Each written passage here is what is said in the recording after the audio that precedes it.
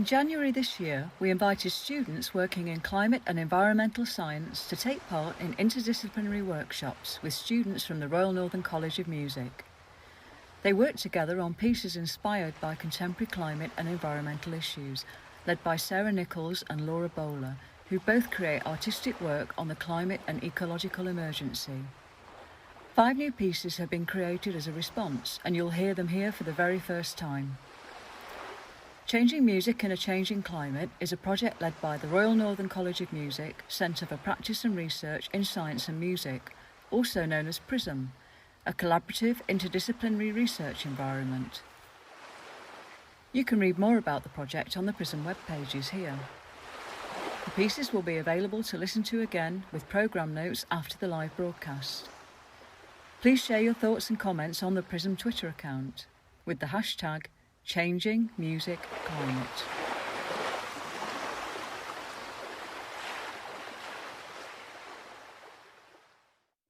Hi, I'm Sarah Nicolls. I'm a pianist and a composer. Hi, I'm Laura Bowler. I'm a composer and a vocalist. We're really grateful to have been invited to run the project Changing Music in a Changing Climate. We were lucky enough to work with 6 Royal Northern College of Music students, as well as 4 climate scientists. We came together to create new works addressing the subject of climate change. We encouraged the students to think abstractly about the subject matter, and then more scientifically fact-based explorations took place. And then how we could communicate the huge, complex topic of climate change through the medium of music. In workshops over several months, we were able to get deep into this urgent and important topic. And we had a presentation from the wonderful Professor Julia Steinberger. Sarah and I, as well as several students taking part in the project, are all avid readers of climate papers, books, and are always reading the latest updates on climate change and the science surrounding it. Yet we still managed to learn a huge amount from the climate scientists that took part, and were endlessly surprised with the information that they gave to us, and found it truly inspiring to have them working alongside us. We hope you find this concert thought-provoking and emotionally resonant. Thank you very much for listening, and do join in the conversation online. Hello, my name's Simon. This is a quick introduction to our piece, 3 Perspectives. The piece was made by myself. I made the music.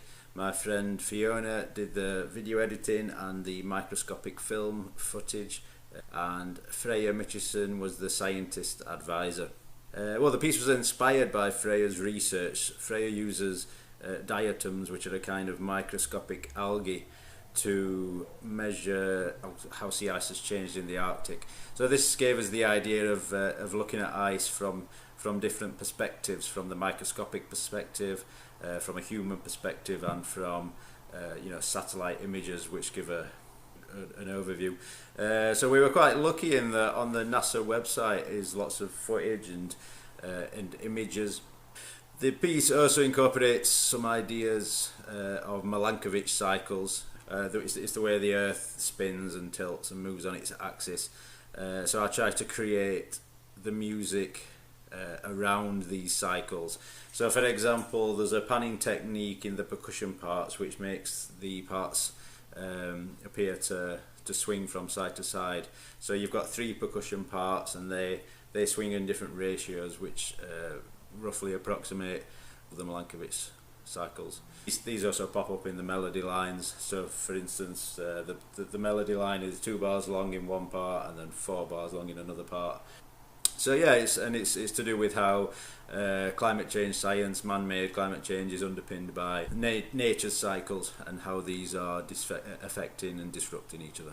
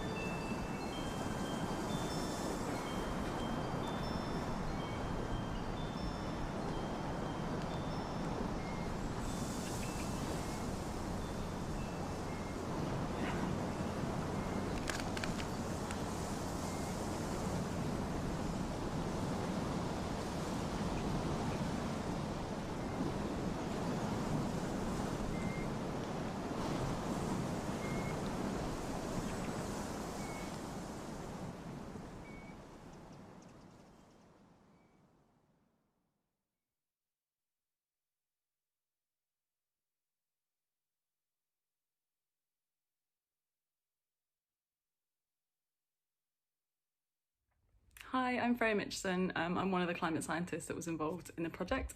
So I took part in 2 of the workshops, so one in Manchester where we actually got to meet in person, which was nice, and then one during lockdown over Zoom. The scientists presented some of our research, and then we had some general discussions on how science can be interpreted musically, you know, whether it's quite literal and direct, or, you know, data driven, that kind of thing, or whether it's more abstract. And then from there I ended up sort of collaborating more closely with 2 of the composers, so Simon and Xia, and both are quite different. So with Simon, we discussed my research, which involves using microfossils preserved in ocean sediment to reconstruct changes in the Antarctic ice sheet and the Southern Ocean over time, and we focused on the idea of sort of micro to macro, and also looked at things like climate cycles and sort of different rhythms within the climate system, which Simon interpreted musically in terms of bar length, which is turned out really well. And we used some video footage from a friend of mine, Elaine Morby, who works in the British Antarctic Survey, and sort of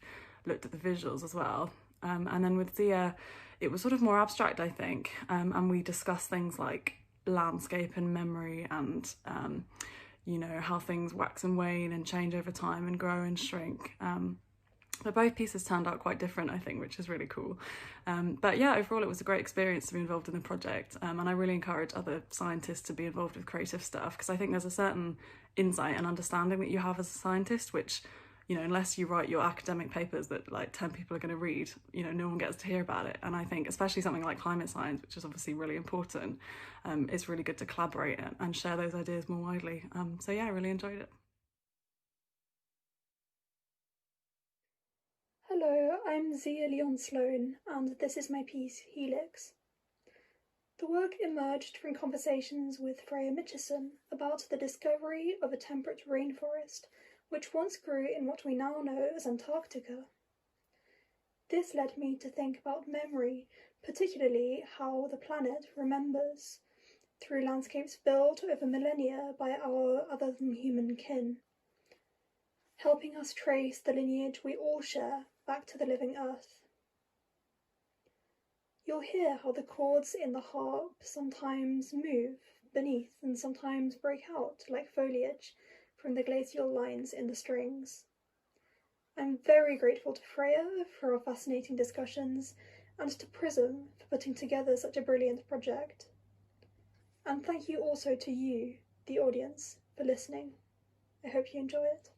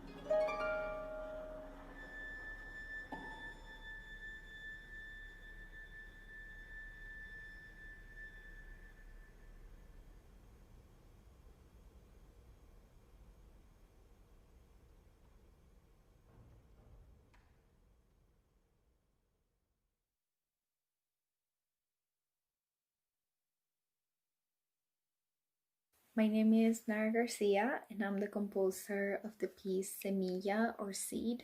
Is that the concept is like falling in love with Earth again.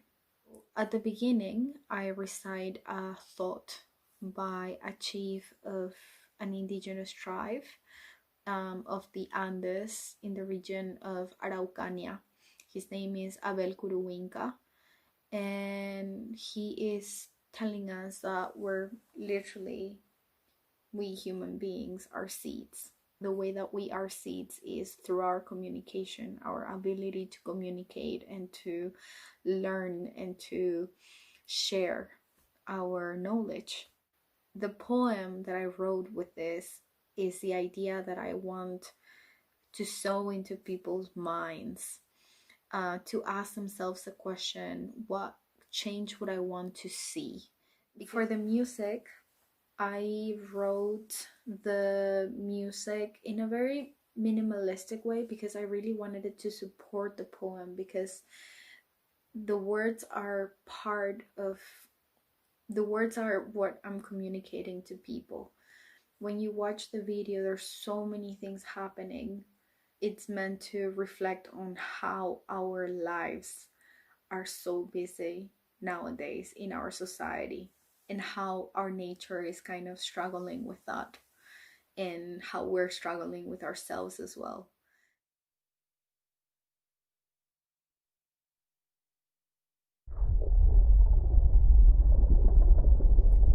Todos los mundos son uno solo.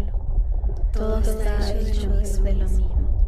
Los dioses, los espíritus, las estrellas, las plantas, las piedras y la gente. Todo cambia y se mueve, pero no se muere.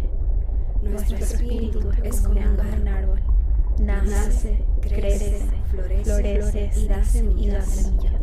Nunca terminamos de vivir, porque solo cambia la cáscara de la semilla. Pensamiento del cacique Avellanal.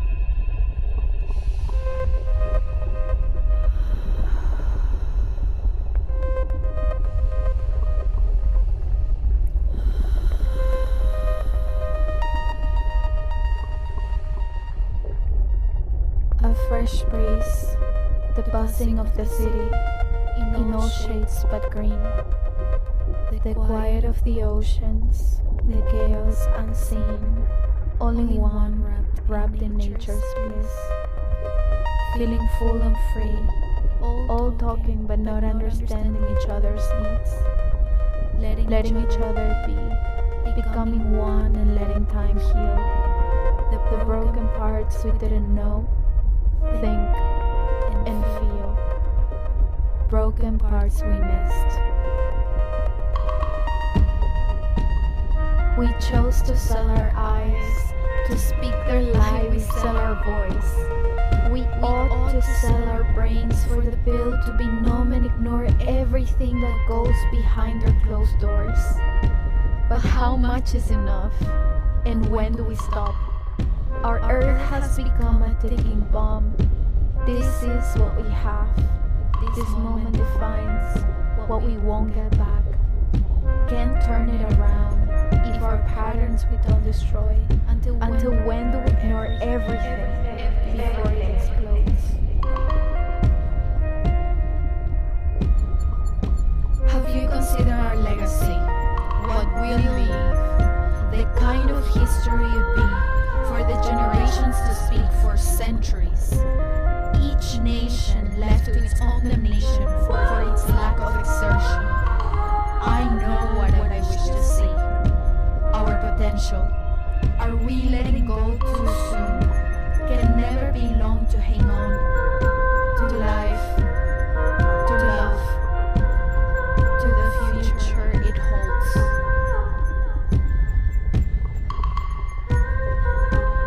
Motionless. The green machine, the big blue.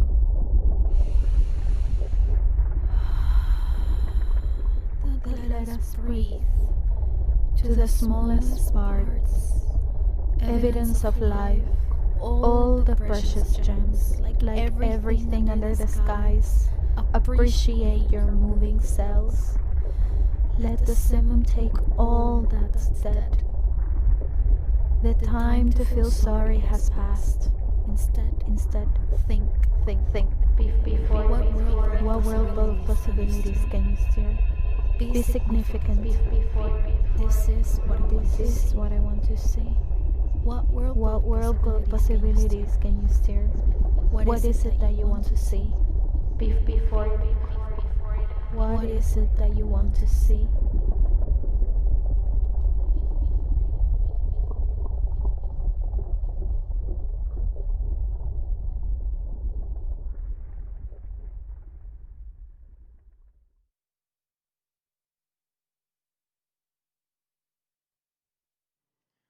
Parts per billion focuses on the subject of air pollution, which is a subject we chose due to its relevance in both a local and global level.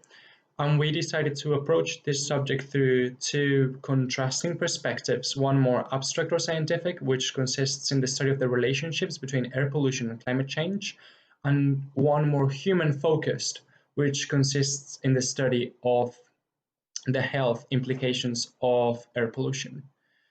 Working with Catherine and Hoda on this piece has been a wonderfully enriching experience in long-distance collaboration, and it has been personally a really eye-opening experience with regards not only to the huge complexity of the scientific study of air pollution, but also to the quietly devastating threat that air pollution poses to every one of us, and that despite the existence of different levels of privilege or pollution advantage that we may experience, this is something that no one is immune to. We sought to bring to light how certain populations in society are disproportionately affected by air pollution, namely Black and minority ethnic communities. And so the music depicts two storylines, highlighting how different one's life may be, solely based on if they live in an area with high air pollution. We hope that this project raises awareness of the need for strategic responses to air pollution that acknowledge and address the socioeconomic and racial intersections of this public health crisis.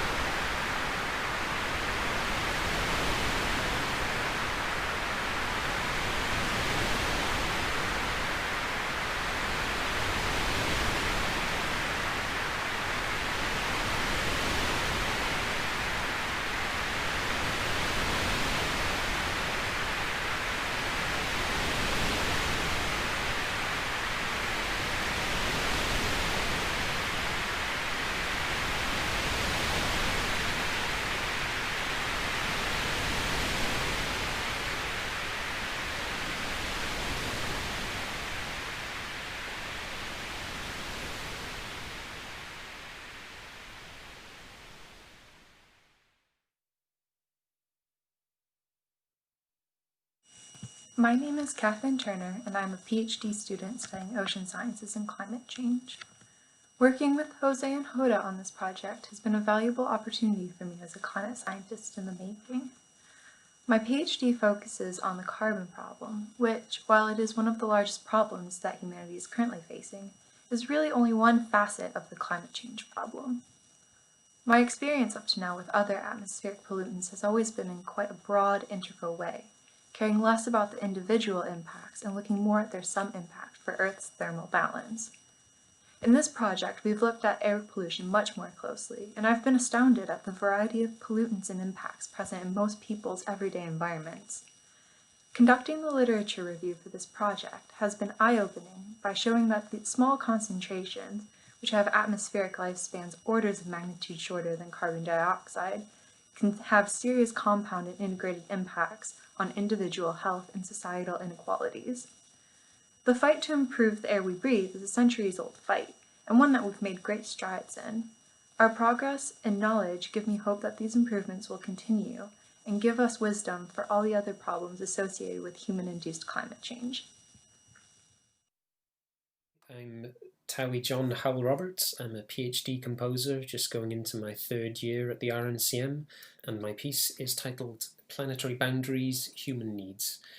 And the concept behind it is to take the recorded speech of a climate scientist, either talking about their work or important findings or other aspects of what they do, and use the rhythm and the cadence and the phrasing of their voice to prompt musical ideas and motifs that you can hang the piece around. So the voice in this instance is the voice of Professor Julius Steinberger, who gave us a lecture back in June titled What Wellbeing Can Teach Us About Sustainability. And I was very struck by, in this lecture, the way Dr. Steinberger made human well-being such an explicit focus of her analysis, spotlighting the positive notion that we need to improve and enhance human well-being around the world at the same time as considering how we can decrease consumption to make sure that we're not going to be transgressing any planetary boundaries that could knock local or global environments out of stability. It seemed like a particularly humanist approach to this topic. What are the aspects of human well-being that we need to ensure are maintained and enhanced at the same time as checking whether they are causing a problem for local environments, to keep the two things in balance. I'm also making heavy use of Clarinet Multiphonics in this piece. I'm collaborating with a fantastic clarinetist called Joanna Lung, who supplied me with Clarinet Multiphonics recorded at home and sent them to me, which I treated then electronically and included in the piece. So this is part of a project run by Dr. Scott McLaughlin at the University of Leeds, focusing on Clarinet Multiphonics, which is a technique whereby you can produce many notes at the same time on the instrument. In particular, an explicit focus of that project is the inherent instability of that technique. You can do the same thing twice and you're not necessarily going to get the same result. And in fact, sometimes they struggle to speak at all. And this can be affected by their local conditions, the temperature in the room and so on. All of those aspects of that project and of multiphonics in general seemed to tie in quite nicely with the themes around climate change. If you're thinking about instability or climate differences causing changes, big difficulty of voicing certain thoughts or opinions or theories on a topic. All of that seemed to tie in nicely from my point of view, so that's why multiphonics are quite a strong presence in this piece. So that's probably enough from me for now. I just want to say thank you to everyone at PRiSM who made this possible and to everyone else involved, and I hope you enjoy it. Cheers. Bye-bye.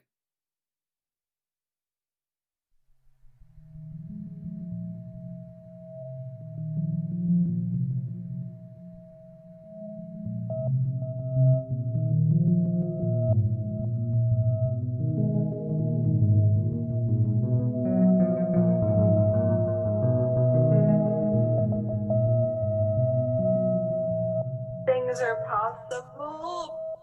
Things are possible.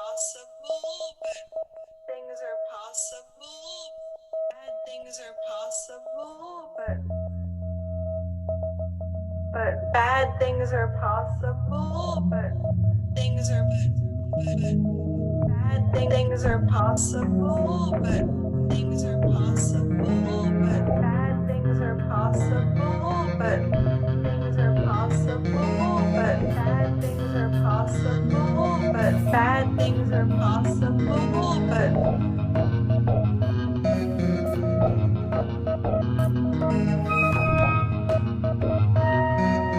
she says the next few years, she says the next few years, probably the most important in our history. And she's not joking. She's not just talking. And she's not joking. She's not just talking about our history as in history. She's talking about the most important in our history as a species.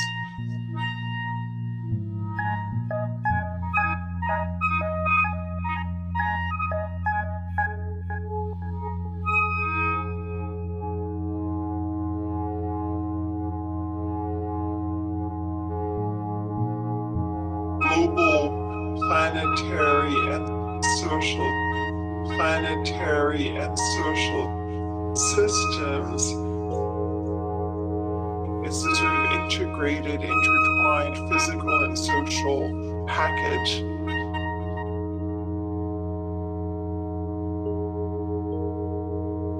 Integrated, intertwined physical and social package.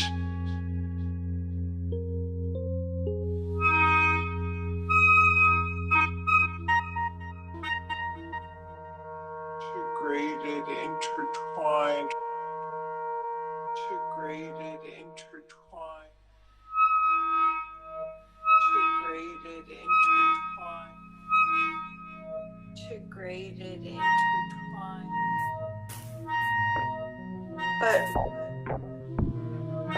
But bad things are, but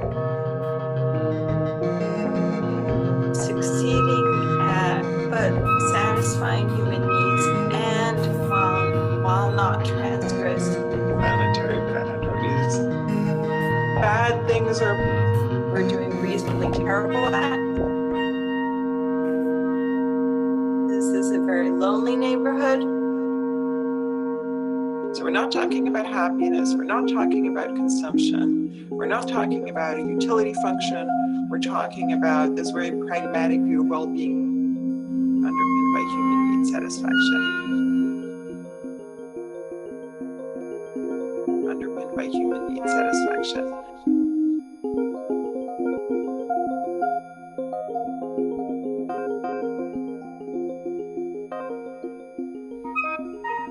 So we're not talking about happiness. We're not talking about consumption. Biophysical inputs, which are tied to planetary processes and planetary boundaries, provisioning systems, social outcomes, and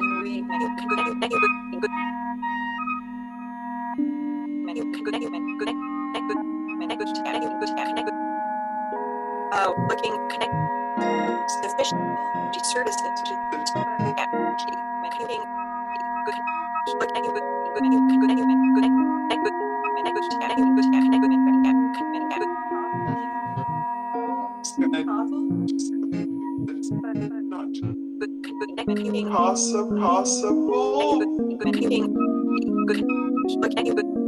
looking connect sufficient services to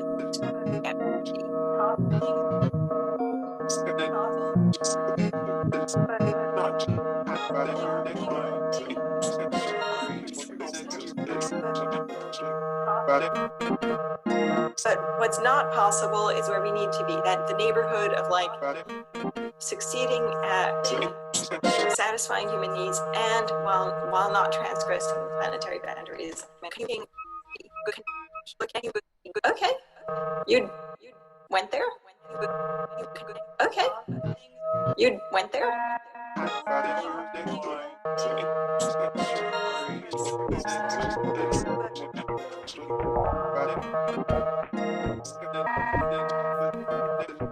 How can consumption could be reduced while preserving or enhancing human well-being.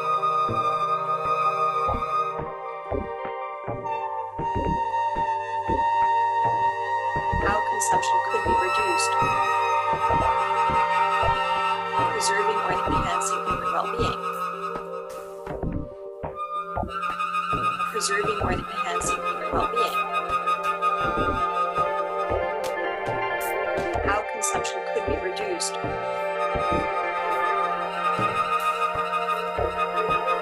How consumption could be reduced while preserving or enhancing human well-being. Preserving or enhancing human well-being. Preserving or enhancing human well-being.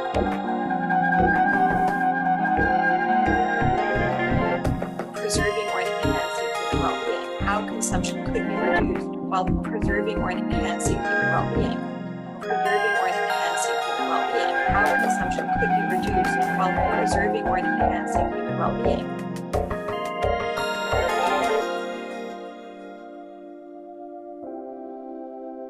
If you have those things, if you have those things, if you have those things, basic stuff, food, water, housing, health, education, relationships, if you have those things, childhood safety, that kind of thing, that stuff you can sort of measure. If you have those things, mental health, cognitive understanding, opportunities to participate, so this is a very social view of well-being, physical health and autonomy. If you have those things, that in turn gives you a chance at having well-being and social participation.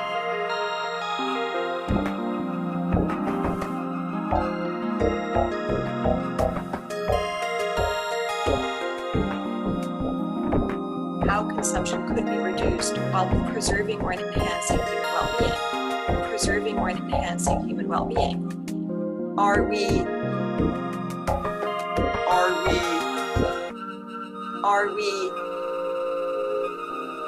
we transgressing planetary boundaries? Are we transgressing planetary boundaries? Satisfying human needs. Are we satisfying human needs? Are we satisfying human needs? How consumption could be reduced while preserving or enhancing human well-being. Preserving or enhancing human well-being. Now what we're doing is preserving or enhancing human well-being. Preserving or enhancing human well-being. We're looking across the whole world. Can we model a different future? We're looking across the whole world.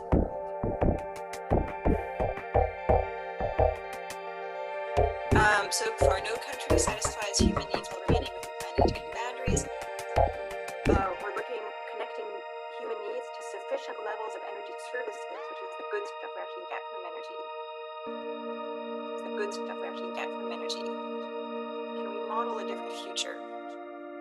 Energy use is very unequally distributed, with more affluent people consuming more energy-intensive transport than anyone else. Can we model a different future? And we have a global model which takes into account technology improvements, equal distribution, lower demand levels. Can we model a different future? Can we model a different future? Can we model a different future? Lower demand levels. Can we model a different future? Equal distribution. Can we model a different future? Technology improvements. Can we model a different future? The good stuff we actually get from energy. Can we model a different future? Human well-being. Can we model a different future? Can we model a different future? Technology improvements. Can we model a different future? The good stuff we actually get from energy. Can we model a different future? Human well-being. Can we model it in the future? Can we model it in the future? Technology improvements. Can we model a different future? The goods we have actually got community. Can we model a different future? The well-being. Can we model a different future?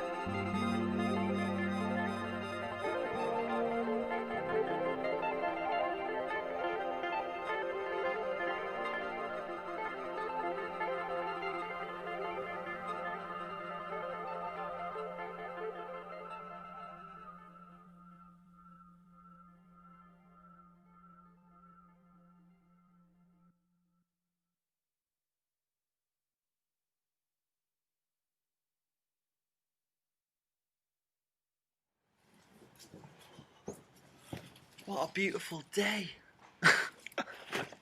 Hello, my name's Deane Smith. I have created some honest environments to share with you. I talk about my experience of my environment and ask some questions I think are important to ask, just open to people to ponder. I plan to keep sharing my honesty and the environments I find myself within.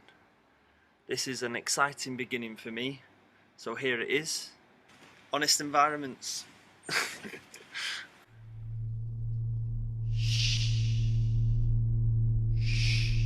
Hello, my name's Deane Smith. You can call me Deane. Some people don't, some people do. I grew up by the M60, breaking up cat fights with underpants on my head, wheelie bin rides, fun, creating my own snowy weather, running down the alley with polystyrene against the wall. For those of you that don't know, the M60 is a motorway in Manchester. They call it an orbital motorway because cars use it to orbit the centre of Manchester. I think that's why. Anyway, this is my way of talking out loud about my experience of the environment. My environment on our shared home, planet Earth. And I know because every person is an individual and experiences everything differently, we'll all have something different to say. I have my own questions and curiosities, and this is a documentation of my journey of exploration and learning, and I hope it can help in its own way. I don't want to bore you either, so give me a shout if you're bored. We can talk about it. I think talking openly and honestly with one another is so brilliant. Listening to each other considerately, patiently, and open. It's not easy, but we can do it. I love nature, I love nature, I love nature. Even the nettles, they have taught me a lot. When I was younger, I would catch ladybirds and wasps upside down in glass cups to investigate their colours and intricate wings. My granddad, Eddie, taught me to stroke bees.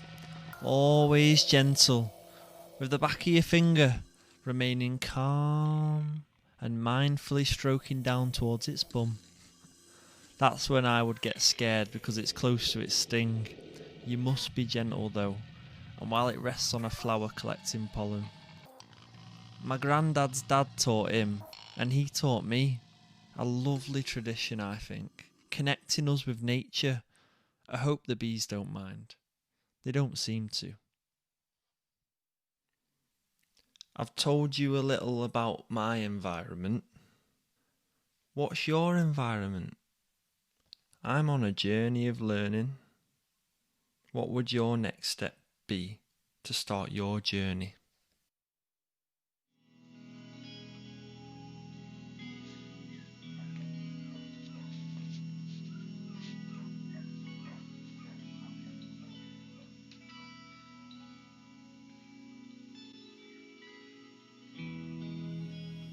Where I'm sat, the sky is gorgeous blue and scraped with clouds, just covering the sun and letting the tiny little flies settle in the cold air.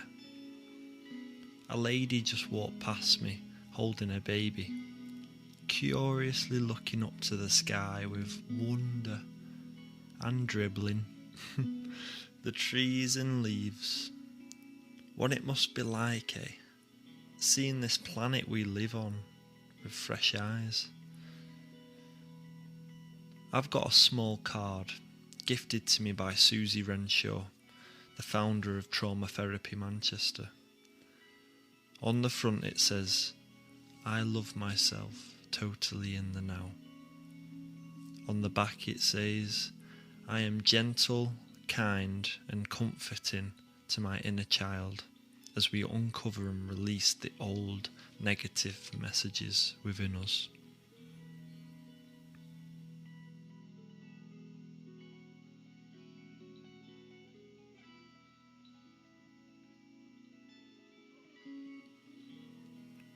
The reason I'm mentioning our inner child is because I feel like we are so naturally connected to nature as children, and for some of us, somewhere along the way, that connection can be lost in the busyness of life. I'm on a journey to become connected with my inner child, which has such a natural, open curiosity with nature. Where is your inner child right now?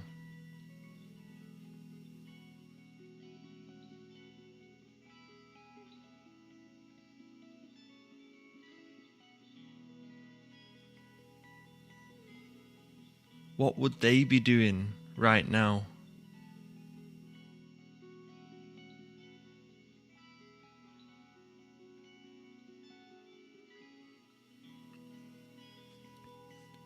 And if you knew all that you know now, or the lack of knowing, it's a journey, we can't know it all, but if you knew all that you know now, what would yourself as a child want to do? What changes would they make to your environment?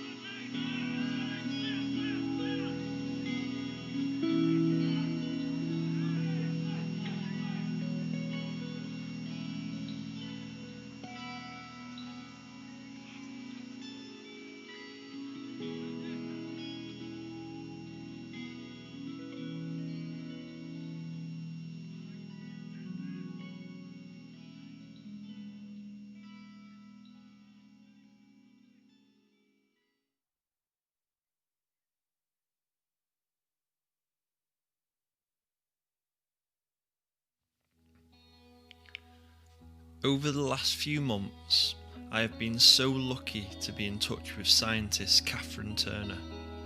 She has shared with me ways people are already trying to make a positive change in their environment. She told me about how scientists in Sheffield are using rocks to capture carbon dioxide from the atmosphere. These people are called the Leverhulme Centre for Climate Change Mitigation. I'm leaving you all a list of fabulous people who are on their own journey of making positive change to the environments that surround them.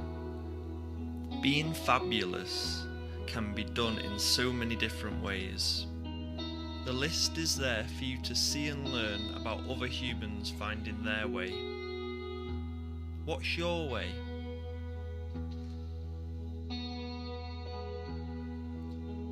You might not know that yet, but how could you start?